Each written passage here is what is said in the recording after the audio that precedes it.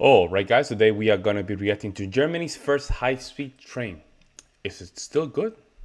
Well, we're going to find out. Let's jump in. First ever high-speed train, the original generation of the ICE. Today I'll be taking a ride on this 30-year-old train, travelling between two of Germany's biggest cities, Frankfurt and Berlin. Let's see if this old train still lives up to Germany's high standards in first class, on what is one of the world's most famous railway brands. There's even time to check out the Onboard meal service, so join me for a speedy ride through Germany. Welcome to Frankfurt am Main Hauptbahnhof, Germany's busiest station and a key hub for domestic and international rail travel. Before we head inside, let's just take a moment to appreciate the beautiful 1880s entrance hall, a building that looks spectacular even in the dullest of weather, such as today. Inside this building, you can find all the standard features of a major German railway station. There's a staffed ticket office here to the left, as well as the DB lounge, though I can't use this with my ticket. Moving on to the platforms allows a view of the 5 spectacular train sheds here. This is also where you can find a large variety of shops and food outlets, including the ever ubiquitous McDonald's and other typical German brands. Rather interestingly, this station is involved in a partnership scheme, namely with Gare du Est in Paris and Tokyo's main station. Frankfurt Hauptbahnhof has a lot of tracks, 28 in total, for the large variety of frequent services the station sees. Most of the regional services are operated by DB Regio, though other operators serve the station too.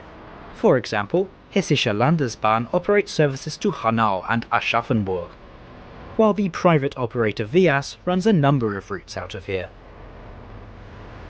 You'll also see occasional services to France, operated by the French national operator SNCF. This one is bound for Marseille on the Mediterranean coast. My train will be operated by DB Fernverkehr, the branch of Germany's national rail operator dedicated to long-distance and high-speed trains.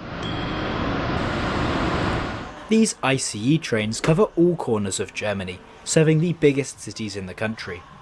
There are even some international routes to Switzerland, Austria, Belgium and France. The ICE is one of the most recognisable railway brands anywhere in the world, with the 3 letters standing for Intercity Express. My train today will be ICE 598, the 1414 to Berlin Ostbahnhof. This train has already had a long journey, having set off from Munich this morning around 4 hours prior. ICE trains began operation in May 1991, with service based around the then brand new Kassel Wilhelmshöhe station. It is still a beautiful train. I know a lot of people don't like it. A lot of Germans don't like it, but inside American standard, even some Americans were saying they don't like it that much. It's still a beautiful train, though. It's gorgeous. And the modern to Würzburg design and high-speed everything. line, both of which will be Very seeing silent today. too, huh? The first generation train was creatively named the ICE-1, with its iconic wedge-shaped cab still looking great all these years on. I'll be travelling first class today, and have a seat reservation here in coach 11. Hauptbahnhof über Göttingen. Abfahrt 13. Both first class and second class have 6-seater compartments. Oh, wow. But I'll be travelling in the open area today, as it's better for filming. Seating is in a 2+1 layout as you'd expect. Wow. I would have shown this here, but for some reason I decided to film the floor. My seat is number 55, a forward-facing single seat.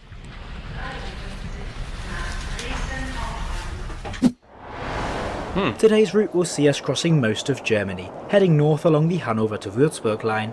Oh before man, that heading has to be a nice road. Oh my god, he just needs to just relax, drink some coffee, listen to some podcasts, read. East on the Hanover to Berlin line, meaning much of the journey will be on high-speed track. The journey is scheduled to take 4 hours and 11 minutes, covering 573 kilometers or about 356 miles. Departure from Frankfurt am Main is 7 minutes behind schedule at 14:21. Our journey begins heading southwest as the train tries to navigate the busy junctions in the city.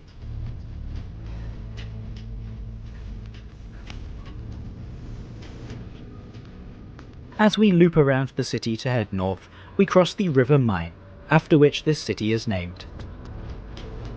Before we look around the interior, let's quickly check out my phone.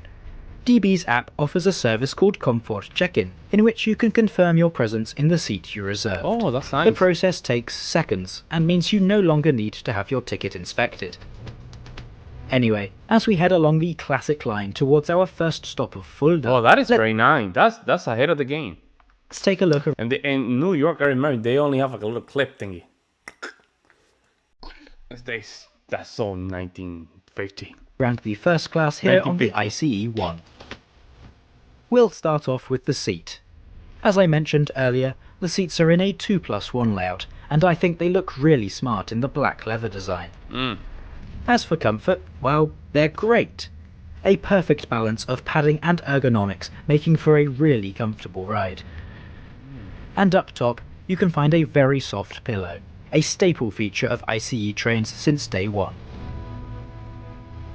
Each seat gets a pair of wide folding armrests.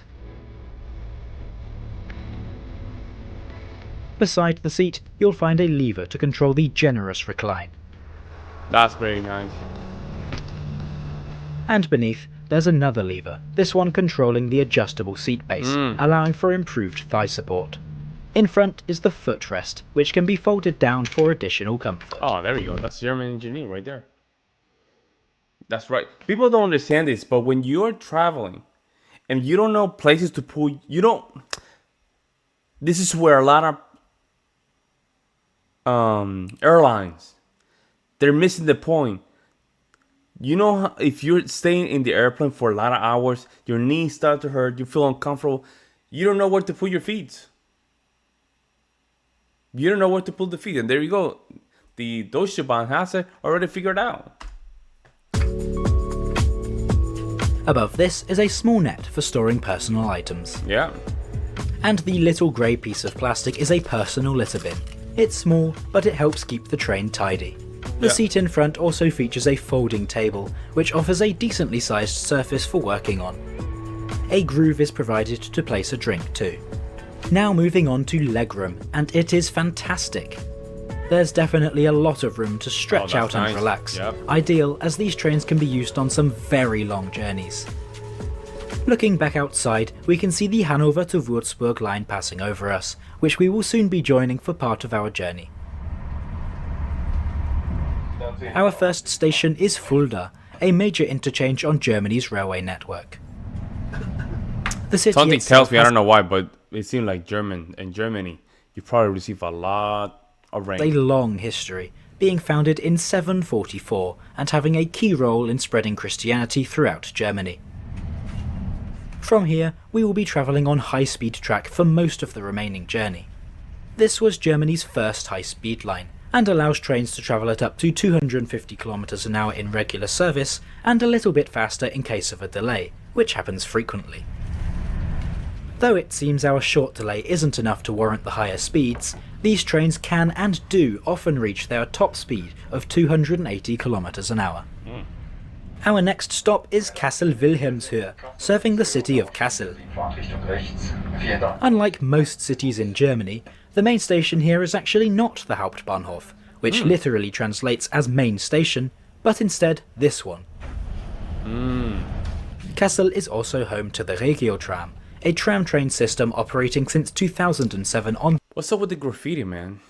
I just don't like to see this. Can you guys explain to me why a lot of Germans are just messing up with your property? A lot of graffitis, man. Let me know in the comment section below. What's going on with that? 3 routes. The system features tram vehicles with special adjustments to allow them to run on traditional railways. Some of the Regio tram sets are even fitted with diesel engines to operate on unelectrified branch lines. As our journey continues, I'm beginning to get fairly hungry. All ICE trains have a restaurant car, and this one is no exception. The restaurant on the ICE 1 is a classy affair, with a bar and lounge area, as well as a proper sit-down restaurant with table service. But one of the benefits of first class is at-seat service, with staff frequently passing through the carriages ready to take orders. I went for the Buntnoki pasta dish with a beer. Note that many dishes on the DB Board restaurant menu are seasonal, so this one is no longer available. Oh. I've left a menu link in the description so you can see what's currently on offer. All meals are served using proper dishes, cutlery, and branded glasses. Though surely I can't be the only one who has noticed they don't quite fit the groove provided.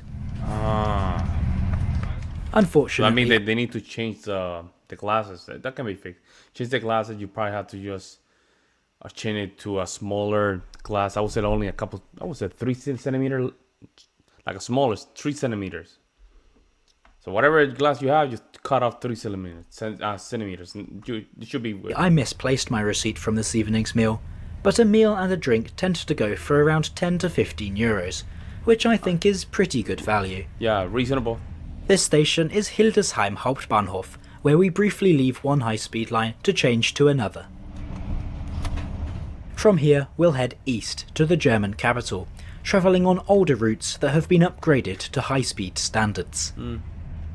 Now let's talk about the future for these old ICE trains. From 2020, the role of the ICE-1 has somewhat diminished, with the arrival of newer and higher capacity ICE-4 units displacing them from the busiest routes. Most of the original sets are being shortened from 12 car to 9 car, and receiving a light overhaul known as LDV or Lebensdauerverlängerung, which translates as lifespan extension. By 2030, they're expected to be fully replaced by ICE-3 Neo and ICE-4 units, as well as DB's new Talgo Beautiful trains. design, I love it. Who knows, there may even be an ICE-5 by then too. The ICE-1 also has an interesting history in a country far away from Germany. In 1993, a modified ICE-1 set was shipped to the United States, where it was showcased on trains between New York and Washington DC. It was also hauled around other parts of the country by a diesel locomotive. Despite this excursion leaving positive impressions, no orders were made. Instead, a consortium of Bombardier and Alstom won the order, resulting in the Acela Express. We're now approaching Braunschweig Looks kinda Hauptbahnhof, weird, in a right? city historically known as Brunswick. The station opened in 1960, replacing an older station that was difficult to serve due to being a terminus as well as being overcapacity.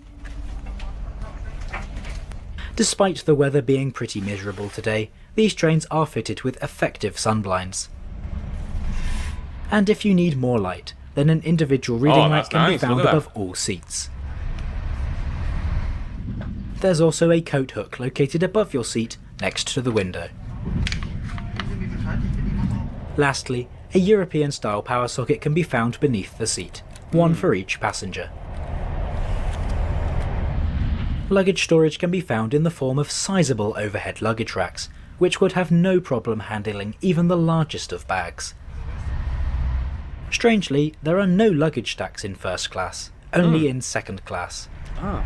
However, any heavier items should be able to fit in between seats. And I nearly forgot to mention, whilst meals in first class are not complimentary, you will get a little sweet treat. Normally, either a small piece of chocolate or some sort of biscuit. As we are now winding through Berlin's suburbs, it's time to talk about Those how small details, they leave a big impression, guys. It does. much this journey cost. I paid €65.90 for a one-way first-class ticket, valid only on this train. I think this is a great price for a high-speed journey of this length, especially for first class. As we head into the German capital, we pass Berlin-Charlottenburg, where a Euronight sleeper train is waiting to depart for Vienna, Budapest and the Ukrainian border. This was actually my connection, so I was relieved to see that I was going to make it. Germany's railways often get a bad reputation for terrible reliability, Yeah. and I've definitely experienced that in the past. However, it seems very like nice. I was lucky today, as we are only running Yo, a it's the couple minutes graffiti, man. behind The graffiti is too much. schedule. The ride through Berlin is certainly a lot slower than Berlin. on the high-speed sections earlier, but this does allow for a great view of the city. This station is Berlin Zoologischer Garten, which historically was the terminus for the Siberiak. a long-distance train that ran all the way through Siberia to Novosibirsk in Russia, among other destinations such as Sochi and various cities in Kazakhstan. The large modern construction of Berlin Hauptbahnhof eventually comes into view, and we pull into the station 2 minutes late at 18:27. 2 minutes, 2 minutes late. It's alright. It's okay. Overall, It's a gorgeous I really train. enjoyed my trip on Deutsche Bahn's ICE. These older trains definitely live up to the standards of a modern high-speed train, and it's great to see that they'll remain in service for quite a few years to come too.